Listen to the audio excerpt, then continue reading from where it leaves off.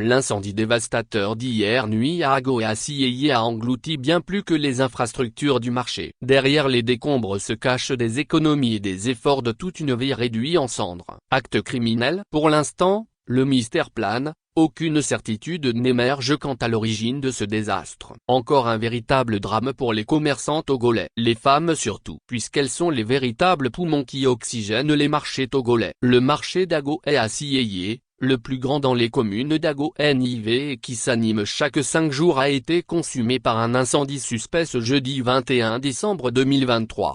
Selon les témoins rencontrés par nos confrères de Togoscoop.tg sur les lieux du drame, l'incendie a débuté peu après 20h30 à l'intérieur du marché. Rapidement, il s'est propagé à l'aile du marché avant de s'étendre. Les sapeurs-pompiers appelés pour éteindre le feu ont montré leur impuissance, soit par défaut d'eau ou par incapacité à atteindre le feu, face à la progression des flammes. L'autre difficulté est que la clôture du marché avec des portes étroites n'a pas facilité la tâche aux sapeurs-pompiers. De même, l'absence de bouche d'incendie dans le secteur du marché n'est pas fait pour arranger les choses. Il faut attendre plusieurs heures avant que le véhicule des sapeurs-pompiers, celui de l'aéroport notamment, ne vienne prêter main forte. Ce dernier s'est beaucoup plus positionné à l'aile du marché, essayant de contenir le feu d'atteindre une station-service située non loin du marché, informe le confrère.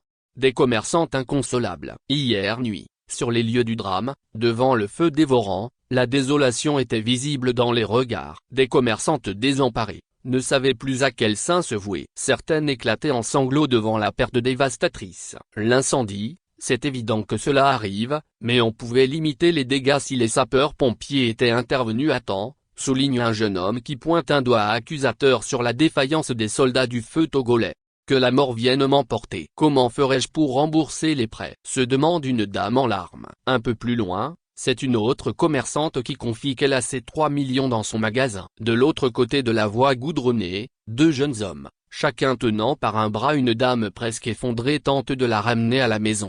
Pour les fêtes, je venais juste de me ravitailler en nouveau stock de pagne. Tout ce que j'avais ramené est parti en fumée. Mon malheur, c'est avoir laissé de l'argent liquide également dans ma boutique, raconte une jeune dame. On se rappelle qu'il y a quelques jours, les femmes de ce marché avaient fait une manifestation spontanée pour dénoncer l'étouffement dont elles sont l'objet de la part des forces de l'ordre. À la suite de cette manifestation, le maire avait menacé d'arrêter les meneurs de la manifestation. Il y a 10 ans, un incendie a également ravagé les grands marchés de Lomé et de Kara, créant une grande désolation au sein de la communauté des commerçants au Togo. Beaucoup d'entre eux sont encore malades de ce sinistre jusqu'aujourd'hui. Mais on n'a toujours pas les auteurs de ces actes criminels, malgré les enquêtes annoncées. Togo Scoop avec Ici l'homme.